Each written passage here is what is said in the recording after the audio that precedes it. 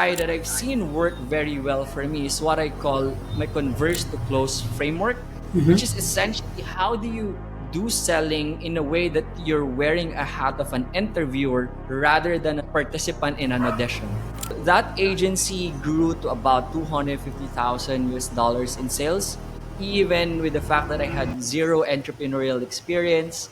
I had zero clients lined up when I was starting, and I practically had zero online presence even during that time. So at one point, I've sold around like $10 million worth of club shares when I was a general manager and a sales director. But how hard it is to scale from signing $600 low paying clients to closing $5,000, $10,000 clients. And to your question, I think the mistake that I see.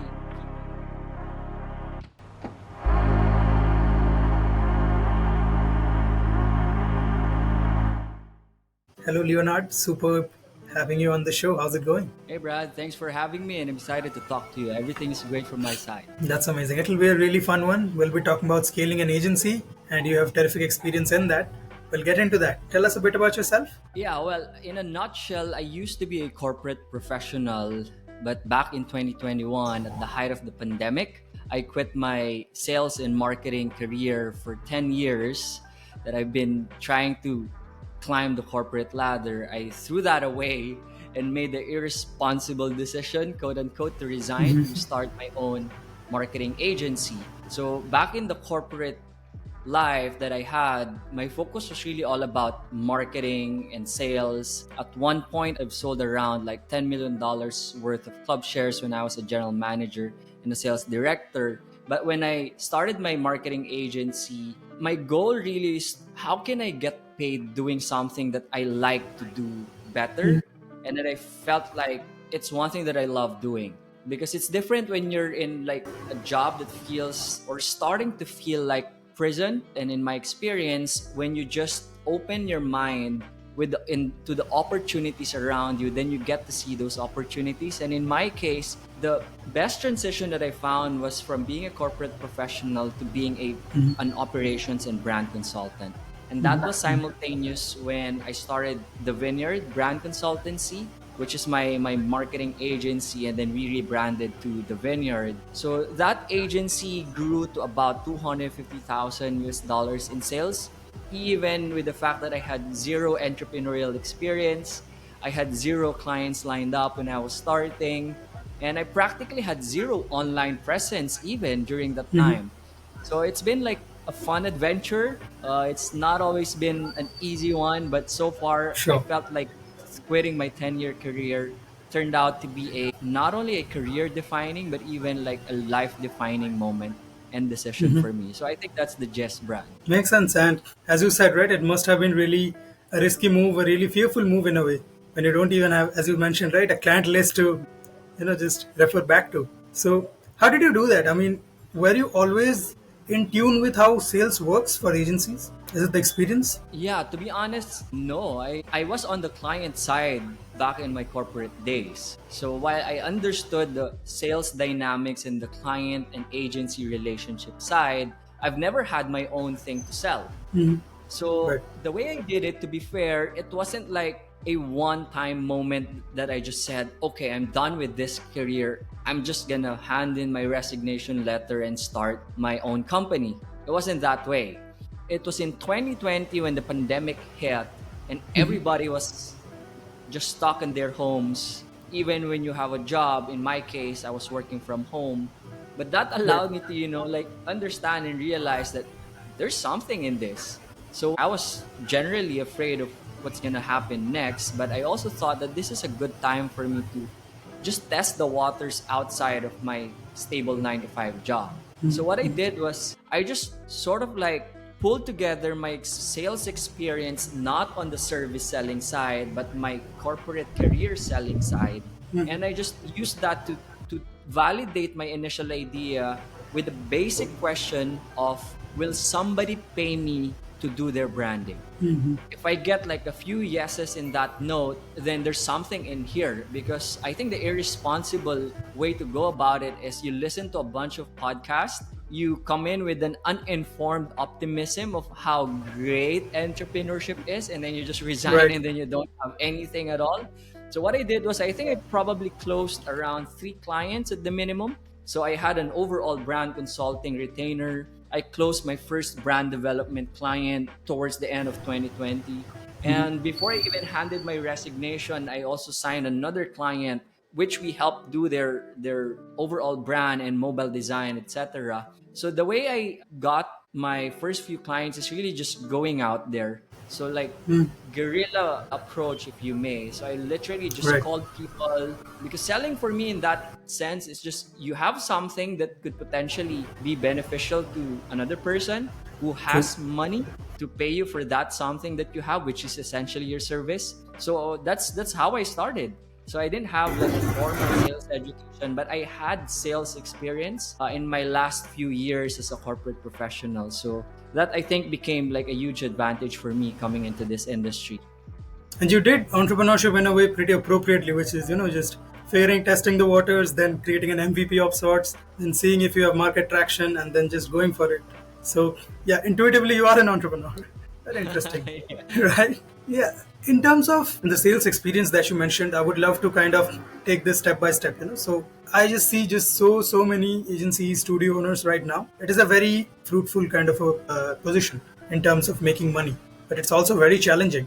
Where do you see young studio owners making some mistakes, some common ones? And maybe I'm asking Yeah, this from an approach point of view. yeah. Well, I totally agree with you that in my experience, even for someone like me who's made investment to really learn sales and to really focus on how can I make more money selling what I love to do, which in my case is like branding and all those sorts, it's still a huge challenge among designers, creatives, freelancers, and even agency founders on how can we actually more effectively sell our service without being pushy, without being pitchy, without Right. being salesy in essence. And I think that's the primary motivation also for me in pivoting my entire persona and specialization from running my marketing agency to now being a sales coach and consultant, because I know how difficult it is to be a freelancer. For example, I started as a freelancer when I was doing it as a side hustle. How hard it is to scale from signing $600 low paying clients to closing $5,000, $10,000 clients. And to your question, I think the mistake that I see people in our industry make is one, not putting a conscious effort about sales. True. I say this because I've worked with a number of solopreneurs and agency founders. Sometimes they would have a misconception that writing on LinkedIn is already selling. If they do marketing, they're already selling. And so what happens is you get this false sense of progress that keeps you busy because you're doing so many things, but you wonder why your sales aren't growing. Right. So I think the first thing is really a mindset thing to understand what sales really is. The second thing, I think it's not a mistake per se, but it's leading to mistakes, which is your fear of rejection. Like I once had a client who told me I couldn't convert any clients. I'm getting some leads, but I'm not hitting the sales targets that I want. And I asked her, what are you doing now to generate sales? Well, I just talked to a few people, send them a company credential, send them my pitch, and that's it. That's not selling. Like if you're Right. gonna rely on that level of effort, you're really gonna find it hard and challenging. But on a deeper level, what I've seen it boils down on is really our fear of rejection, which is innate to a lot of people. Like I had to desensitize myself with rejection to get to a level that I'm comfortable in dealing with no's and understanding what no really means. So the fear of rejection is holding a lot of people from actually selling. And one thing that I really advocate is you gotta sell more. Don't be afraid to sell more. So the third thing on a tactical level, which I think affects, if not 99% majority of creative entrepreneurs, is not having the right framework of how to sell. So let me make this a little more tangible for you. Sure. Like there are different school of thoughts on how you sell. As an agency founder and as someone who've worked with so many agencies back in my corporate life, The long-standing tradition is you pitch. And Right. it's in the real sense of pitching, not just cold pitching in the DMs, but when you actually pitch and you try to convince the client on the other side or the prospect on the other side that you're the guy to do the work. Sure. Other side that I've seen work very well for me is what I call my Converse-to-close framework, which is essentially how do you do selling in a way that you're wearing a hat of an interviewer rather than a participant in an audition.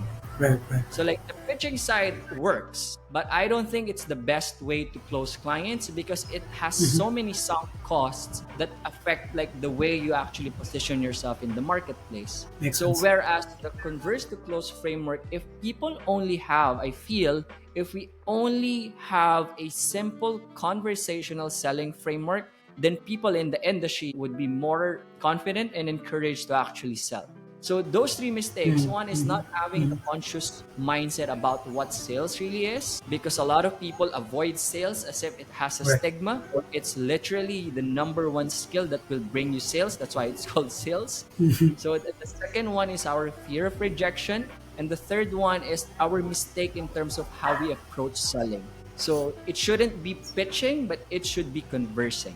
So does that make sense, Brad? That makes sense, and I agree with you because I think it stems from the fact that previously a lot of people who learned design learned it in schools and colleges, and so it was like a caged environment in a way, or like a safe environment, and so then they would just get into jobs. But the more this freelance economy opened up, and along with that, the self-taught designers just entered into the market. I think the mindset shift didn't arrive with that, which is if we are self-taught, if we don't have connections, if on my LinkedIn I can't say that I've learned design from CalArts or something, then I have to be able to sell at least, because we might have similar levels of design, but at the end of the day, if people don't see any value that I can provide in their business, why would they reach out? And it's generally startup founders specifically. They don't much care about things that they don't see tangible value in. And that's true for tech entrepreneurs, D2C, anything. And so always it's from your side that you have to let them know. And yeah, it's one of those stigma things I think for creatives selling. And I always kind of think that it's very difficult as designers to oversell.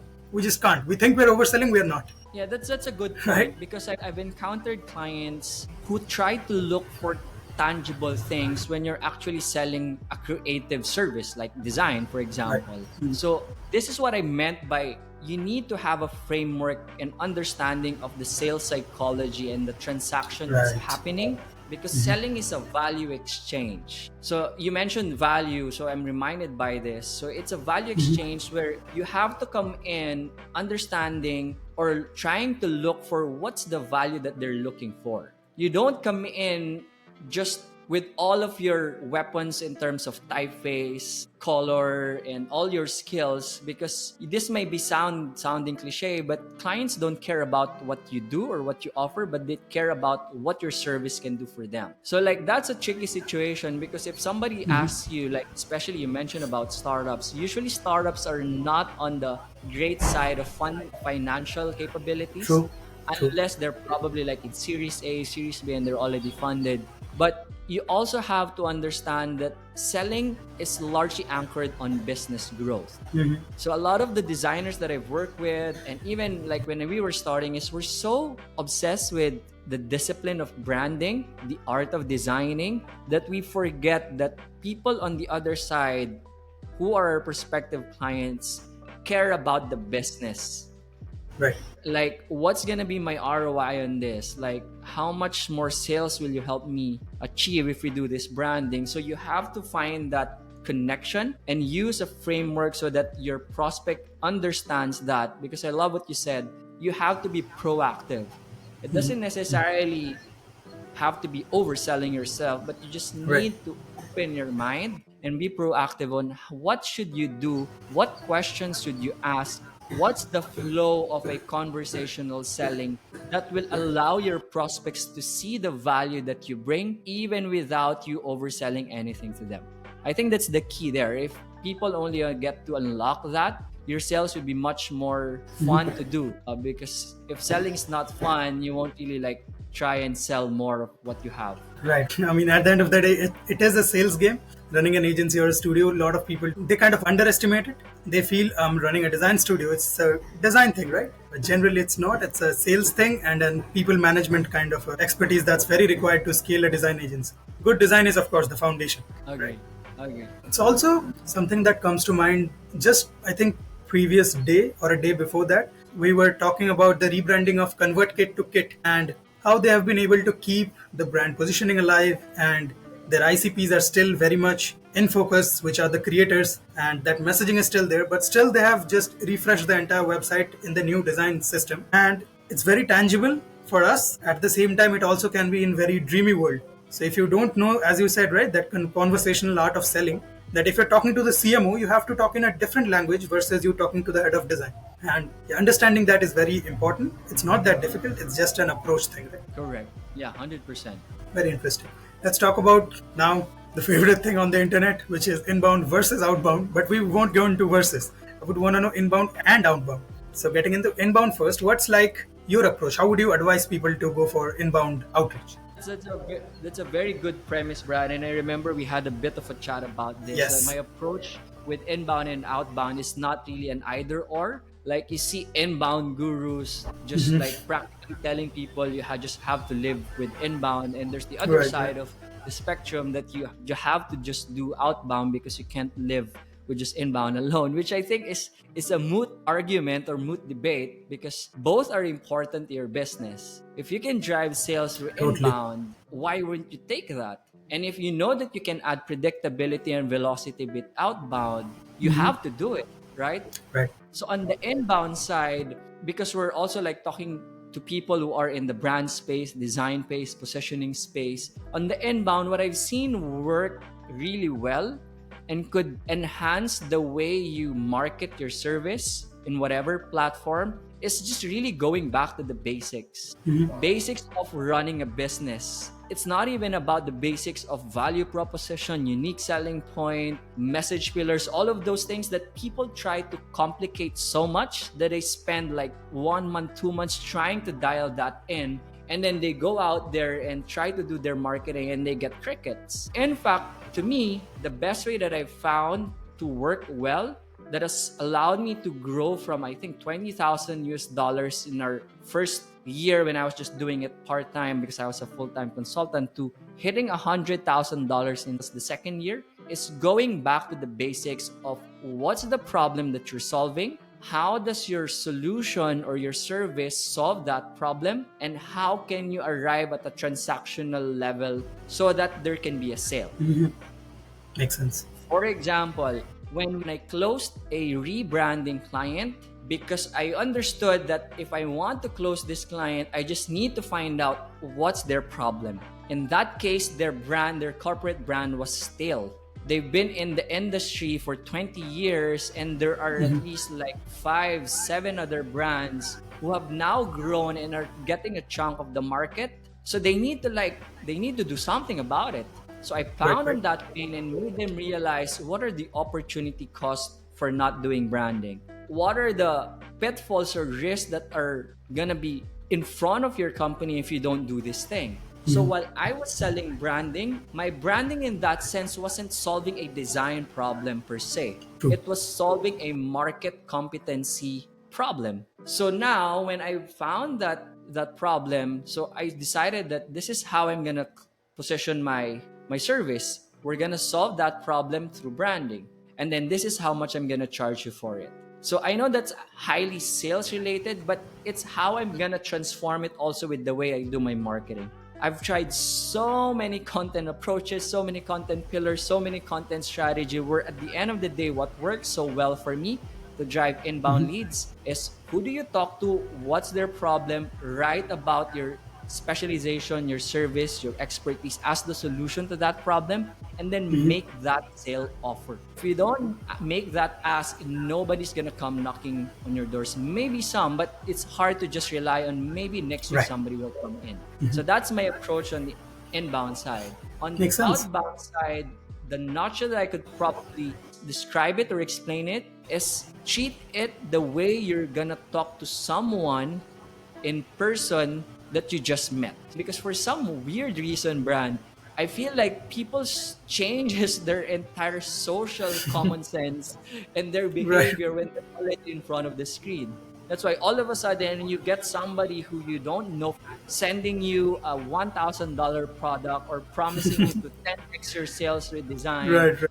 or helping you 3x your profit in just 12 days. But who are you, right? So outbound to me is really just basically an art of knowing how to make people lower their guard in a conversation and how you drive that conversation so that it goes from being a skeptic, cold conversation to a warm, interesting conversation to a hot selling transactional conversation. So of course there'll be different tactics, but I just want to give them the gist. So hopefully they get something that's tangible that they can think about to apply in their own businesses, Brad. That makes sense. And I think you're right. I mean, this complete change of approach, like you're on your Gmail and you just start writing, hey, we are this and this from this and this, selling this and this, this complete awkwardness with social interaction. I think you're right. It happens because we're learning so many things about message pillars, about outreach frameworks, and all of that. At the end, it's people buying your services to help their company, help their startup. So, as human as we can make the conversation, it's just better. And to give you an example of this podcast as well, it's the same thing. It's outbound in a way. And everyone I've reached out to, I can't just tell them that, hey, I'm Brad. I've done 30 episodes, really like you, please be on my podcast. That doesn't work. Why would they be on my podcast? It's just about having a simple conversation. And people are up for conversations. And then we start with the conversational way of selling. So it's very simple, but people overcomplicate it a lot. Very interesting. So Leonard, interestingly, we don't have, much to be done from the inbound perspective. After our efforts are done, it's kind of just, relying on luck in a way. But when it comes to outbound, I would like to know if any specific tactics or any specific approach has worked that you would like to tell people. That's a great question, Brand. What I teach my coaching clients and consulting clients is a framework that I've developed inside my Lunar Legends coaching brand as a result of like 12 to 18 months of trying to integrate outbound in my overall sales strategy. So this is what I call the Lunar Outbound Matrix. And to simplify things, at the core of it is what I call the temperature test. So this is in relation to what I just said earlier, that we have to understand that it's a conversation with the real person on the other side. So it's gonna be so awkward if you don't have a social context of how to start a conversation. A good way to test this or to have a guide is using what I call the temperature test, wherein I try to, I would say, segment my potential prospects and leads who are my ideal client profile or my dream clients or my target market into 4 levels of temperature. The first one being the cold. So if it's a cold lead, it might be the first time they're seeing you or they don't really have any idea about you. There's going to be a different approach that I teach my clients if you have a cold prospect. So the goal is, say for example, that the prospect is really from cold and we want to bring them to become a highly qualified lead that we can close and convert into a sale. Then there's this temperature test that is inside that Lunar Outbound Matrix. You want to bring that cold prospect to become a lukewarm prospect. I don't even jump right away to warm leads or hot leads because then it doesn't make sense. Even in a literal metaphorical way, if you take out an ice glass or a cold glass from the freezer, if you try to just heat that up, it's gonna break. So when it's cold, you just want to turn it into a lukewarm lead so that you let them lower their guard and understand that, hey, I'm not gonna like send you a full pitch like what 90% of other people do. Once you're there, you now think about how can I move this lukewarm prospect, which basically means they already lower their guard for you, and turn them into a warm lead. The way I describe a warm lead is when you're now able to turn that initial conversation into a business conversation. So when you start talking about their business, your business, and the potential or the possibility of working together, that's now within the warm temperature territory. The last stage would be the hot temperature, which is basically when you feel like this is now ripe for a sale. So that's the only time that I'm gonna make an offer and try to do some conversion steps so that I could turn that prospect, which started as a cold lead, into a hot lead and then turning them into client. So there are already so many nuances that people can understand if they follow this framework. Like I had a client who's an agency founder in the UK who told me after we had this conversation and I taught him about the lunar outbound matrix, that it really is more of a guide, and he now feels less overwhelmed because now you know that you're not trying to close a sale every single time you do an outreach, but you're trying to like understand what's the temperature of this prospect, what should I do on certain temperatures, and how can I bring this prospect from cold to hot. In the same breath, if you see someone that's already a warm lead, you have to behave differently as well. Right, Because right. you know that's already a warm lead, so you might like just do a little bit of a conversation. Like in my case, I've closed clients with several messages in between, but I've also closed client with just three to five messages in between. And the key here is understanding what's their temperature within the lunar outbound matrix, at least in my world. Right, right. That makes sense. I mean, it has happened with me. There has been times when, like it was, I think, quite a few months ago. So I had reached out to someone and they had their guards up, and so the conversation didn't go the sales route. And I kind of realized myself that there's no need for any push, so to say. And so yeah, we just kept talking, kept staying in touch. Now we're good friends. Maybe we'll work together sometime. So understanding this, I believe we all have it, but somehow because of that urgency, we kind of let go of this social understanding of how a conversation progresses. Yeah, and it's both a social context and a sales skill. I mean, I don't That's want to like downplay that if you understand the social context, you're good to go. Because like in that case, I also had the same mindset of a sales nurturing, but it's not real. I mean, like you can probably do a marketing nurturing at some extent, but sales nurturing thinking that if I just like spend 3 months chatting with this guy, then maybe they can become a client. But who knows? right. But if you understand how to actually convert a prospect into a sale, then I think that changes the game. That's how it changed the game for me.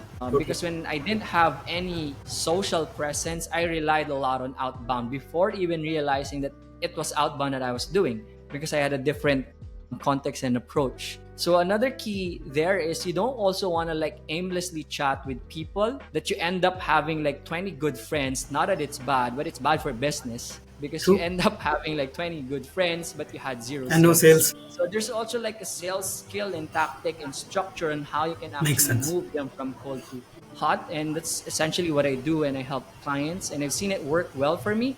And I've seen it also work well with some other clients in the past. Right.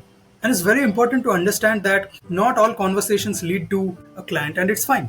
Not all conversations have to, right? Agree, That makes sense. agree. And that's maturing in sales. It's understanding what are your conversion KPIs. Right. Like in the way I do it, like you have to understand what makes a no a good no and what makes a yes a bad yes. So like if you have those contexts and you understand those, I think you're gonna be good to go. Still, I would ask you a really contextual question, which is, in your experience, where have you seen better delta? Focusing more on inbound or focusing more on outbound? I'm talking about, putting more efforts in.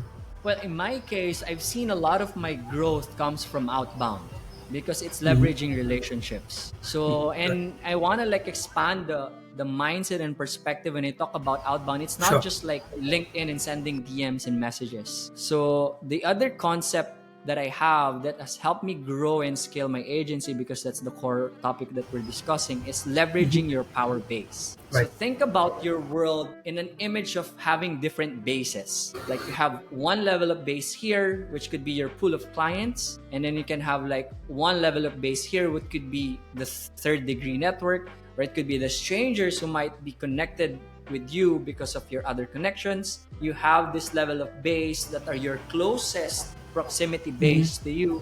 So like if you can leverage those bases and then use a structure for outbound that can help you find those opportunities within these bases, that's what I did in the first 2 years. I scaled it to like $100,000 in second year, literally with zero personal brand. That is now the hot thing among like designers, creatives. Obviously, I'm not saying it's a bad thing because I'm building my own, but to rely solely on that is a misconception. So like in my case, because I've started doing outbound more, I would say go for outbound. If you drop anything and then you need to go out there and make sales, and the funny thing is, even those gurus who promise or preach inbound, they've done outbound, I can guarantee you. Like maybe they even still do. So Sure. just have the mindset that doing outbound the right way can give you predictability, velocity, and lessen your anxiety because you know that you're doing something that moves the sales needle for you. So if you ask me, like if you make me choose, I'm gonna go with outbound. Yeah, that's a good answer. That makes sense. In terms of your podcast, you do a podcast as well. What inspired that? Yeah, well, thanks for mentioning that. So I have a podcast called Close More Clients Podcast. So it's essentially like a podcast that gives you tips and tactics and strategies on how you can grow your sales and of course close more clients. What inspired that actually, it goes back to my preference or my like on conversations and being behind the microphone. Like when I was in college, I was like a disc jockey. I did the radio stint back in the days. My Nice. first dream was to become a broadcast journalist.